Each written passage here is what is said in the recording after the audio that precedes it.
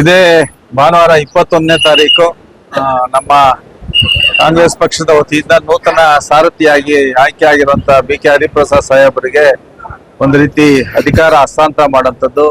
ಏನು ಮಾನ್ಯ ಮುಖ್ಯಮಂತ್ರಿಗಳು DK ಶಿವಕುಮಾರ್ ಸಾಹೇಬರು ಮುಖ್ಯಮಂತ್ರಿಗಳಾದ ನಂತರ ತಮ್ಮ ಅಧ್ಯಕ್ಷ ಹುದ್ದೆಗೆ ರಾಜೀನಾಮೆ ಕೊಟ್ಟಂತದ್ದಾಗಿದೆ. ಜೊತೆಗೆ ಈಗ BK ಹರಿಪ್ರಸಾದ್ ಅವ್ರನ್ನ KPCC ಅಧ್ಯಕ್ಷರಾಗಿ ಆಯ್ಕೆ ಮಾಡಿರೋದ್ರಿಂದ ಅವರಿಗೆ ಅಧಿಕಾರ ಹಸ್ತಾಂತರ ಮಾಡಿ ಅವರಿಗೆ ಮುಂದಿನ ಕಾರ್ಯ ಸುಗಮವಾಗ್ಲಿ ಅಂತ ಹೇಳಿ ಎಲ್ಲರೂ ಸಹ ಒಂದು ಪ್ರೋತ್ಸಾಹ ಕೊಡುವಂತ ಕಾರ್ಯಕ್ರಮ. ಜೊತೆಗೆ ಈ ರಾಜ್ಯದ ಒಂದು ದೀನ ದಲಿತರ ಬಂದು ಎಲ್ಲರಿಗೂ ಸಹ ಅಚ್ಚುಮೆಚ್ಚಿನ ಮುಖ್ಯಮಂತ್ರಿಗಳಾಗಿ ಕಾರ್ಯನಿರ್ವಹಿಸಿದಂತ ಸಿದ್ದರಾಮಯ್ಯ ಸಾಹೇಬರು ಸಹ ಒಂದು ಸುಲಲಿತವಾಗಿ ಎಲ್ಲೂ ಸಹ ಗೊಂದಲಗಳಿಗೆ ಅವಕಾಶ ಮಾಡಿಕೊಡದೆ DK ಶಿವಕುಮಾರ್ ಸಾಹೇಬರಿಗೆ ಅಧಿಕಾರನ ಹಸ್ತಾಂತರ ಮಾಡಿರುವಂತದ್ದು. ಅದು ಅವ್ರಿಗೂ ಸಹ ಒಂದು ಧನ್ಯವಾದನ ಕೃತಜ್ಞತೆ ಸಲ್ಲಿಸಂತ ಒಂದು ಸಮಾರಂಭ. ಜೊತೆಗೆ DK ಶಿವಕುಮಾರ್ ಸಾಹೇಬರ ಒಂದು ಬಹುದಿನಗಳ ಕನಸು ಒಬ್ಬ ಸಾಮಾನ್ಯ ಕಾರ್ಯಕರ್ತನಾಗಿ 40 ವರ್ಷಗಳ ರಾಜಕೀಯದ ಪ್ರಯಾಣದಲ್ಲಿ ಅವರು ಸಾಕಷ್ಟು ಕಾಂಗ್ರೆಸ್ ಪಕ್ಷನ ಕಟ್ಟಿ ಸದೃಢರನ್ನಾಗಿ ಮಾಡಿರೋಂಥದ್ದು ನಾವು ನೋಡಿರೋಂಥದ್ದಾಗಿದೆ. ಜೊತೆಗೆ ಈಗ ಮುಖ್ಯಮಂತ್ರಿ ಸ್ಥಾನ ಅವರಿಗೆ ಒಲ್ದು ಬಂದಿರೋಂಥದ್ದು. ಅವರ ಹಾದಿಯು ಸಹ ಮುಂದಿನ ದಿನಗಳಲ್ಲಿ ಚೆನ್ನಾಗಾಗ್ಲಿ, ಭವಿಷ್ಯದಲ್ಲಿ ಕಾಂಗ್ರೆಸ್ ಪಕ್ಷನ ಇನ್ನೂ ಹೆಚ್ಚಾಗಿ ಅಧಿಕಾರಕ್ಕೆ ತರಂತ ಶಕ್ತಿ DK ಶಿವಕುಮಾರ್ ಸಾಹೇಬರಿಗೂ ಸಹ ಲಭಿಸ್ಲಿ ಅಂತೇಳಿ ಎಲ್ಲ ಕಾಂಗ್ರೆಸ್ ಕಾರ್ಯಕರ್ತ ಬಂಧುಗಳು ಸುಮಾರು 1 ಲಕ್ಷಕ್ಕೂ ಹೆಚ್ಚು ಜನ ನಾವು ಪ್ಯಾಲೇಸ್ ಗ್ರೌಂಡ್ ಅಲ್ಲಿ ಸೇರುವಂತದ್ದು ಆಗ್ತಾ ಇದೆ.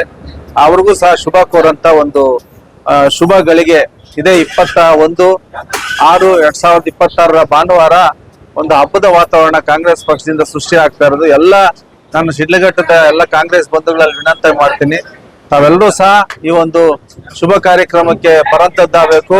ನಮ್ಮ ಮುಖಂಡರಿಗೆ ಶಿಡ್ಲಘಟ್ಟದಿಂದ ಕಾಂಗ್ರೆಸ್ ಭದ್ರಕೋಟೆ ಅಂತೇಳಿ ಒಂದು ಧೈರ್ಯನ ತುಂಬಂತದ್ದು. ಜೊತೆಗೆ ನಮ್ಮ ಕಾರ್ಯಕರ್ತರನ್ನ ಸ್ನೇಹಿತರನ್ನ ಎಲ್ಲರೂ ಸಹ ಈ ಕಾರ್ಯಕ್ರಮ ಕರ್ಕೊಂಡ್ ಬರುವಂತದ್ದಾಗಬೇಕು. ಆ ನಿಟ್ಟಿನಲ್ಲಿ ಪ್ರತಿಯೊಬ್ಬ ಕಾರ್ಯಕರ್ತರು ಸಹ ಕಾಂಗ್ರೆಸ್ ಪಕ್ಷದ ಕಟ್ಟಾಳುಗಳು ಎಲ್ಲರೂ ಸಹ ಈ ಕಾರ್ಯಕ್ರಮದಲ್ಲಿ ಭಾಗವಹಿಸಲಿ.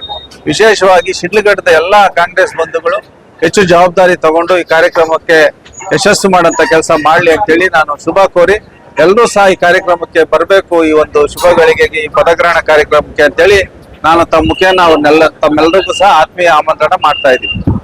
ಸರ್, ಎಷ್ಟು ವೆಹಿಕಲ್ಸ್ ಇಲ್ಲಿಂದ ಹೊರಡೋದಕ್ಕೆ ಪ್ಲಾನ್ ಮಾಡ್ಕೊಂಡು? ಒಂದೊಂದು ತಾಲೂಕಿಂದ 1000ಕ್ಕೂ ಹೆಚ್ಚು, 2000ಕ್ಕೂ ಹೆಚ್ಚು ಜನ ಬರಬೇಕು ಅಂತ ಹೇಳಿದ್ರೆ ಆ ನಿಟ್ಟಿನಲ್ಲಿ ನಾವು 40ಕ್ಕೂ ಹೆಚ್ಚು ಬಸ್ಗಳನ್ನ ವ್ಯವಸ್ಥೆ ಮಾಡುವಂತದ್ದಾಗಿದೆ. ಮತ್ತೆ ವಾಲಂಟಿಯರ್ ಆಗಿ ಸಹ ನಮ್ಮ ಲೀಡರ್ಸ್ ಕಾರುಗಳಲ್ಲಿ ಬರುವಂತದ್ದು ಆಗ್ತಾ ಇದೆ. ಈ ರೀತಿ ಒಂದು ಇದನ್ನ ಮಾಡ್ಕೊಂಡಿದೀವಿ, ನಾವು ಸಿದ್ಧತೆ ಮಾಡ್ಕೊಂಡಿದ್ದೀವಿ. ಸುಮಾರು 2000ಕ್ಕೂ ಹೆಚ್ಚು ಜನ ನಾವು ಕರ್ಕೊಂಡು ಹೋಗ್ತಾ ಇದ್ದೀವಿ. ಸರ್, ಈ KPCC ಏನು ಪದಗ್ರಹಣಕ್ಕೆ ಸೆಂಟ್ರಲ್ ಇಂದ ಅಂದ್ರೆ ನ್ಯಾಷನಲ್ ಇಂದ ಯಾರಾದ್ರೂ, ಕೇಂದ್ರದಿಂದ ಯಾರಾದ್ರೂ ಬರ್ತಾರೆ ಸರ್? ಅಲ್ಲಿಂದ ಇನ್ನ ವರಿಷ್ಠರನ್ನ ಚರ್ಚೆ ಮಾಡೋದು ಆಗ್ತಾ ಇದೆ ಅಂತ ಹೇಳಿದ್ದಾರೆ. ಸುರ್ಜೇವಾಲಾ ಸಾಹೇಬ್ರು ಇರ್ತಾರೆ, ಅದ್ರ ಜೊತೆಗೆ ಅವ್ರು AICC ಸೆಕ್ರೆಟರಿಗಳು, ರಾಜ್ಯದ ಉಸ್ತುವಾರಿಗಳು.